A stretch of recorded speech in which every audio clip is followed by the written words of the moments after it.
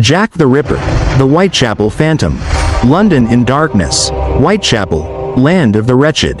In 1888, London was the beating heart of the British Empire, the empire on which the sun never set. Yet behind the glittering facade of wealth and power, the East End of the city told a very different story. Whitechapel, a working-class district, was home to tens of thousands of Irish immigrants, Jewish refugees, and the unemployed, all struggling to survive. The streets were narrow, filthy, and overcrowded. Lodging houses crammed dozens of people into single rooms. Gin shops thrived, crime festered, and poverty reigned supreme. By night, the alleys glowed faintly under gas lamps. Prostitutes lined the corners, offering themselves for a few pennies, a desperate means to stave off hunger. Police estimated more than 1,200 prostitutes worked in Whitechapel alone. An astonishing figure for such a destitute district. To the Metropolitan Police, Whitechapel was a giant rookery, a slum where the law existed only on paper. It was here that a nameless killer would soon emerge. Summer 1888, the nightmare begins. On the early morning of August 31st, 1888, a man stumbled upon the body of a woman lying in the dark stretch of Bucks Row. She was Mary Ann Nichols, 43 years old, a destitute prostitute whose life had been consumed by poverty and gin. The sight was horrifying. Her throat had been slashed nearly to the spine. Her abdomen savagely ripped open. Police rushed to the scene. Yet investigation methods in the late 19th century were rudimentary. No fingerprints, no DNA, no professional crime scene photography, only notebooks, lantern light, and human intuition. Still, one thing was clear. This was no ordinary killing. It was the first act of a grim performance that would terrorize London for months to come. The second victim, escalation of horror. Barely a week later, on September 8, 1888, another body was found. Annie Chapman, 47. Her throat was cut, her abdomen opened, and this time, her uterus removed. The mutilation shocked the city. This was not random violence. It suggested purpose, even knowledge of anatomy. Was the killer a doctor? A butcher? A madman with a twisted fascination for human organs? London's press descended on Whitechapel. The Whitechapel Monster. The Anatomical Killer. Lurid headlines sold thousands of papers each morning. Crowds gathered near crime scenes, morbidly curious, while fear seeped into every alleyway. A phantom in the streets. With 2 murders in quick succession, police knew the killer would strike again.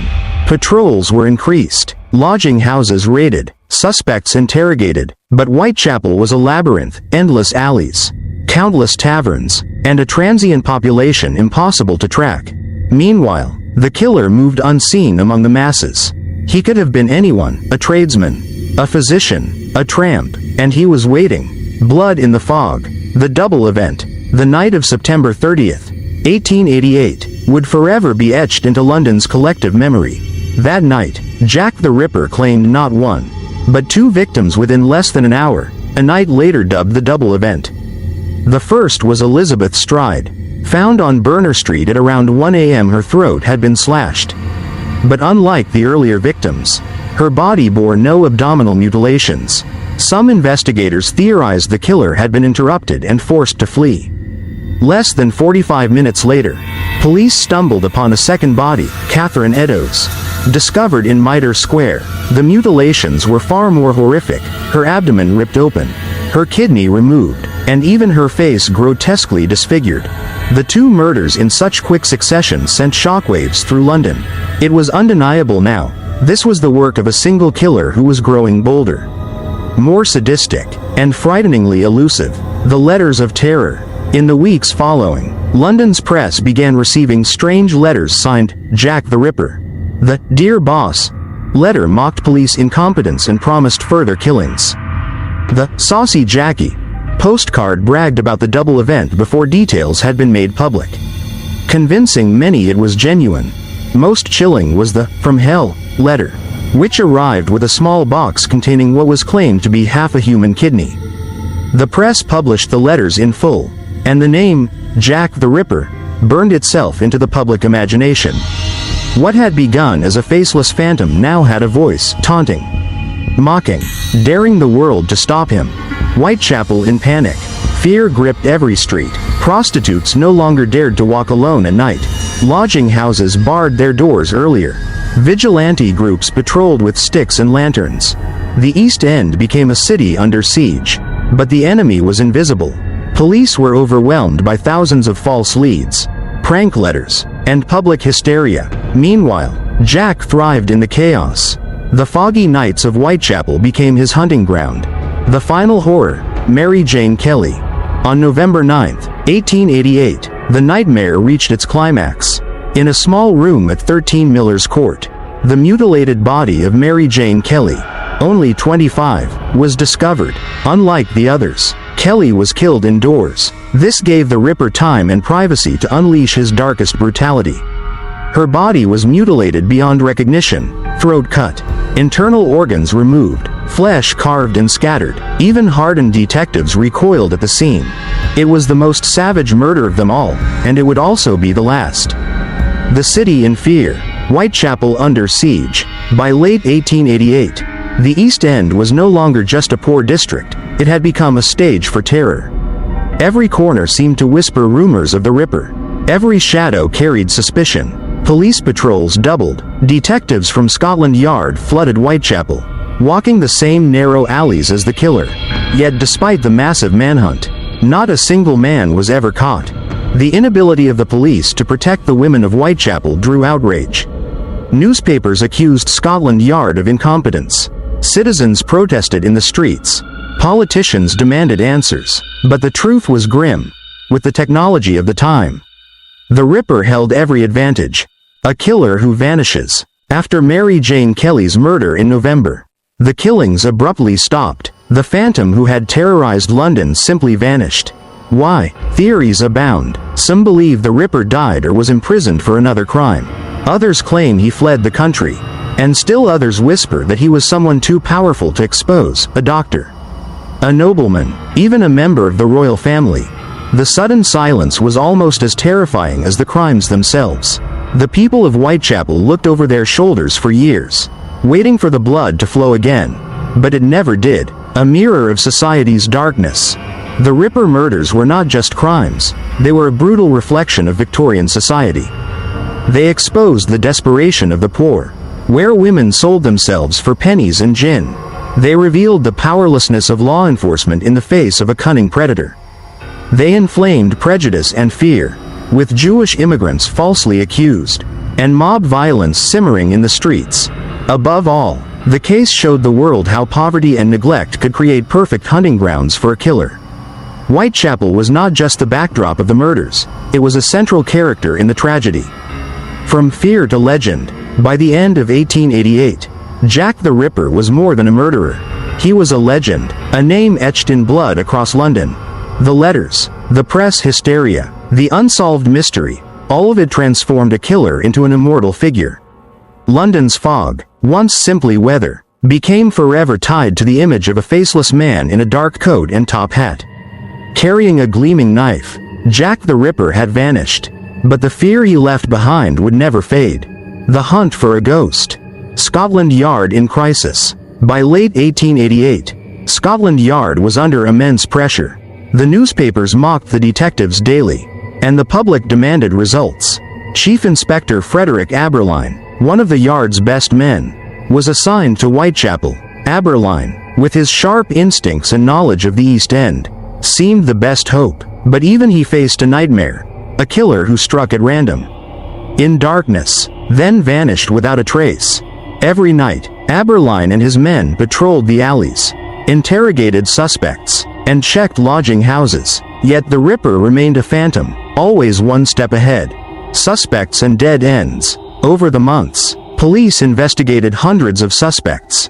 Some stood out more than others. Aaron Kosminski, a Polish-born barber with a history of mental illness, lived in Whitechapel and was known for erratic behavior. He was closely watched but never charged. Montague John Druitt, a young barrister and teacher, committed suicide shortly after the Kelly murder. Some detectives believed his death explained the sudden end of the killings. Michael Ostrog, a conman and thief, was also considered, though no evidence tied him directly to the crimes. Beyond them, Countless butchers, surgeons, foreigners, and local residents fell under suspicion. Yet no case was ever strong enough. The Ripper remained nameless. Letters from hell. The investigation was further complicated by the flood of letters sent to police and newspapers. Some were obvious hoaxes, but others were deeply unsettling. The most infamous, the "From Hell" letter, arrived with a small box containing what appeared to be half a human kidney. It claimed to be from the Ripper himself, mocking the authorities. Whether genuine or not, the letters inflamed public fear and made it harder for police to separate fact from fabrication. The Ripper not only killed, he controlled the narrative, turning the hunt into a cruel game. The case grows cold. By early 1889, the trail had gone cold. The murders stopped. The streets grew quieter, but the fear lingered. Aberline and his team had poured everything into the case, yet they had nothing to show. No trial, no confession, no justice. The failure haunted the yard. In private, some detectives admitted they feared the Ripper could strike again at any moment. Others quietly wondered if he had been someone untouchable, hidden by power. Protected by silence. Birth of a mystery. With no arrest, the legend only grew. Jack the Ripper became more than a killer. He became a riddle without an answer. And perhaps that was his greatest triumph. For while the victims' names slowly faded from memory, the killer's name lived on. Whispered in fear, studied in fascination, etched forever into history. The endless theories. A mystery that feeds curiosity. When the murders ceased without an arrest, the silence was deafening. Who was Jack the Ripper? Why did he stop? The lack of answers only deepened the obsession.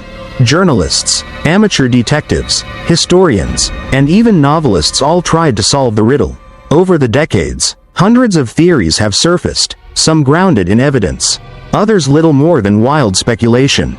The key suspects. Among the countless names, a few stand out. Aaron Kosminski, a Polish-born barber living in Whitechapel, known for his mental illness and odd behavior.